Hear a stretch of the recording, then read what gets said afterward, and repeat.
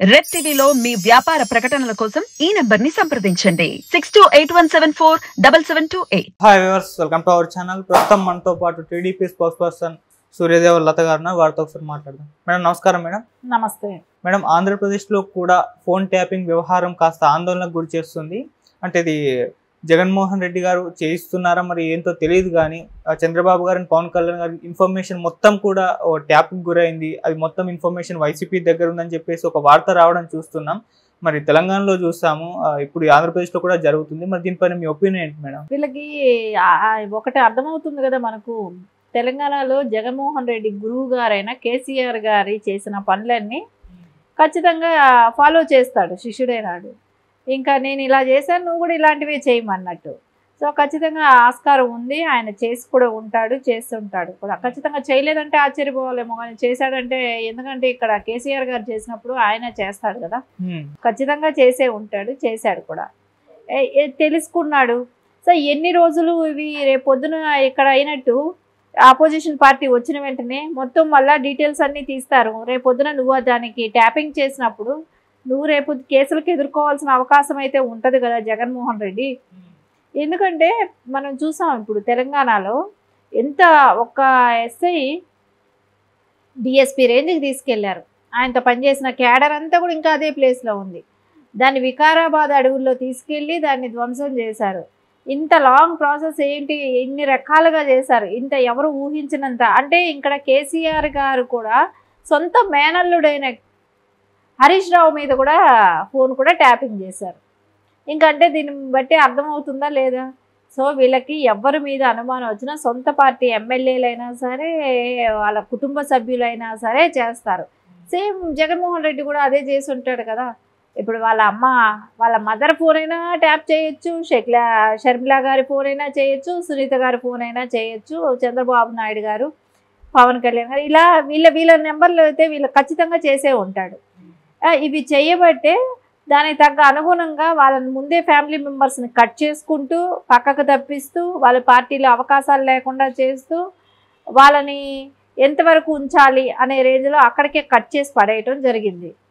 మనం ఏదేమైనా చూస్తా కూడా ఇప్పటికీ జగన్మోహన్ రెడ్డికి అనే ఆయన ఎప్పుడూ కూడా అక్రమాలు చేసే దానిలో నెంబర్ 1 పర్సన్ ఎవరైనా ఉంటారు అని అంటే ఇట్లాంటి పనులన్నీ చేయటంలో జగన్మోహన్ రెడ్డి గారికి పెట్టింది పేరన్నట్టు తయారయ్యాడు. ఏది కానీ కాంట్రవర్షియల్గా కానీ, ఒక హత్యలు చేయటంలోనే కానీ, ఇట్లాంటి ప్రభుత్వానికి వ్యతిరేక పనులు చేయటమే కానివ్వండి, ఏది చేయాలన్నా ఆయన తర్వాత ఎవరు ఇంక మీద కూడా భవిష్యత్తులో రారు కూడా అనుకుంటున్నాం. ఇంత ఘోరమైన సీఎంని మనం చూడాల్సి వచ్చినందుకు బాధపడాల్సి వస్తుంది. ఒక సీఎం ఉన్న వ్యక్తి ప్రజలకి ఎవరు పర్సనల్ లైఫ్ ఎవరు ఇది వాళ్ళకు ఉంటుంది. అలాంటిది లేకుండా ఫోన్లు కూడా ట్యాపింగ్ చేయటం ఏంటి? అది ఎంత పెద్ద క్రైమ్ అనేది తెలియదా? దానికి అవకాశం కల్పిస్తున్న వాళ్ళు అలా పోలీస్ డిపార్ట్మెంటే కావచ్చు, ఇప్పుడు అధికారులే కావచ్చు, ఇలాంటి వాళ్ళందరూ కూడా రేపు పొద్దున ఎదుర్కోవాల్సిన బాధ్యత అయితే ఖచ్చితంగా ఉంటుంది కదా. ఈ కేసులకన్నిటికీ వాళ్ళు ఎదుర్కోవాల్సిన అవసరం వస్తుంది. దీని మూలాన ఇప్పుడు మనకు అర్థమవుతుంది ఏంటంటే, ఆయనకి ఎవరెవరి మీద డౌట్ ఉన్న వాళ్ళే కానివ్వండి, ఒక కలెక్టర్స్ అని లేదు కానివ్వండి, డిపార్ట్మెంట్ అనే కానివ్వండి, ఎవరి మీద ఒక మినిస్టర్ ఎవరి మీద వాళ్ళకి డౌట్ ఉన్న వాళ్ళ పర్సన్స్ అందరినీ రికార్డ్ చేయటం అనేది ఒక హాబీలాగా పెట్టుకున్నాడు. ఇంకా ప్రతి వాళ్ళ ఫోన్లు రికార్డులు చేయటం, ఇది చేయటం అనేది కామన్ ప్రొసీజర్ అయిపోయింది. అదేదో వాళ్ళ గవర్నమెంట్ జాబ్లు కాదు క్రియేట్ చేసినట్టు అలాంటి క్రియేషన్కి వెళ్ళిపోయాడు. ఇంకా వీటికన్నిటికీ కూడా రేపు తెలుగుదేశం గవర్నమెంట్ వచ్చిన తర్వాతే ఇవన్నీ వెలికితీయాలి, వాళ్ళకి తగిన శిక్ష కూడా పడాలి. ఎందుకంటే ఒక గవర్నమెంట్ చేస్తే ఇంకా నెక్స్ట్ ఇంకొకసారి ఎవరు చేసే అవకాశాలు ఉండవు. కాబట్టి తప్పకుండా దీని మీద సీరియస్ యాక్షన్ అయితే తీసుకోవాలి. ఇదివరకు కేసులు ఎలా ఉన్నా జైలుకి వెళ్ళలేదేమో, కానీ ఇలాంటివి చేసిన వాళ్ళ మటు తప్పకుండా జైలుకు పంపించాలి. ప్రజల ప్రైవసీని కూడా భంగం కలిగిస్తున్నారు కదా ఇక్కడ. సో దాని మూలన ఎంత ప్రాబ్లమ్స్ ఎదుర్కోవాల్సి వస్తుంది అంటే, ఏది ప్రైవేట్ పరంగా ఆలోచించలేరా? ఎవరికి వాళ్ళకి అంటే సెల్ ఫోన్ ఉంటే చాలు, వాళ్ళ మనసులో ఉన్నది ఏంటనేది బయటలాగే అంత టెక్నాలజీ ఉంది కాబట్టి, సో అవన్నీ కూడా వీళ్ళు చేస్తుంటారా? వాళ్ళు దానికోసమైనా వాళ్ళకి అధికారం ఇచ్చింది. సో ఈ పనులు చేయడానికే వాళ్ళని అధికారం ఇచ్చి 5 ఏళ్ళు కూర్చోబెట్టడం. సో ఇది అంటే డెవలప్మెంట్ గురించి చూడాలి. అలాంటివి అవసరం అతనికి రావట్లేదు. ఏది మనం పట్టించుకోవాల్సిన అవసరం లేదు. మన సీటుని మనం పదిలం చేసుకోవాలి. సో దానికి ఎంతటి పనైనా చేస్తాడు, ఏమైనా చేస్తాడు, ఎవరైనా చంపనైనా చంపుతాడు, ఇట్లాంటి కార్యక్రమాలైనా చేస్తాడు, ఏదైనా చేయడానికి ప్రిపేర్గా ఉన్నాడు. సో ఇతన్ని కట్టడి చేయాలంటే ఈసారి ఎలక్షన్లో మంచిగా మెజారిటీ వచ్చి కూటమికి గెలిచిన తర్వాత ఇట్లాంటివన్నీ జరగకుండా మటుకు ఇతనికి తగిన బుద్ధి చెప్పాలని కూడా ప్రజలందరూ కూడా అనిపిస్తుందండి. ఏంటి ఇది, ఏం జరుగుతుంది, ఎందుకోసం చేస్తున్నాడు? ఒక అట్లీస్ట్ ఫోన్ మాట్లాడుకునే స్వేచ్ఛ లేదా?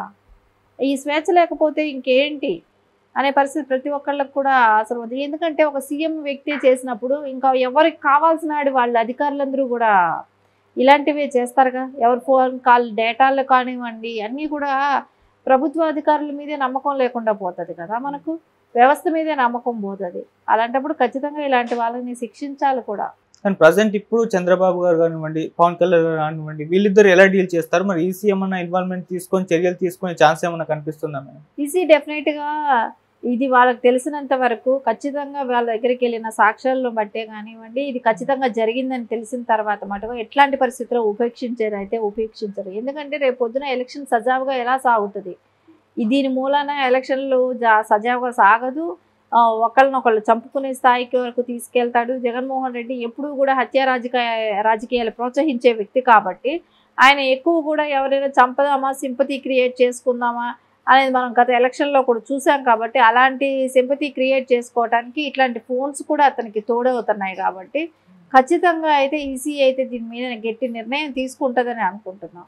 ఇప్పుడు అంటే బీజేపీతో పొత్తులో ఉంది కాబట్టి బీజేపీ సహకారం కూడా ఈ విషయంలో తీసుకోవచ్చు. ఎందుకంటే ఫోన్ ట్యాపింగ్ వ్యవహారం తెలంగాణలో ఎంత సంచలనం క్రియేట్ చేసిందో మనకు కూడా తెలిసిందే. మరి ఇప్పుడు దానివల్ల నష్టం జరగకముందే ఏమన్నా బీజేపీ ఇన్వాల్వ్మెంట్ తీసుకునే ఛాన్స్ ఉంది? ఖచ్చితంగా అయితే తీసుకోవాల్సిన అవసరం ఉంటుంది. ఎందుకంటే ఇది కేంద్రంలో వాళ్ళైనా కూడా ఇది ఎవరికి కూడా ప్రైవసీ లేకుండా పోయింది అనుకోండి, అది సామాన్యమైన వాళ్ళకైనా అదే బాధ ఉంటుంది.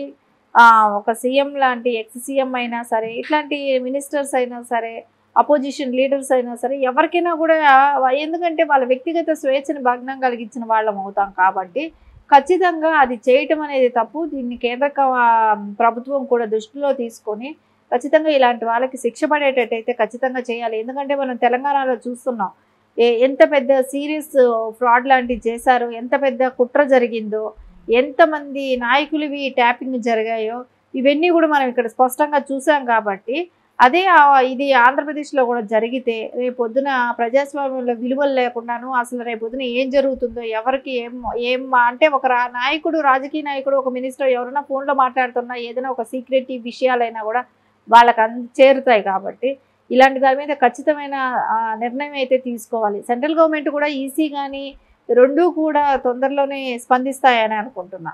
Okay madam, thank you so much madam. Thank you.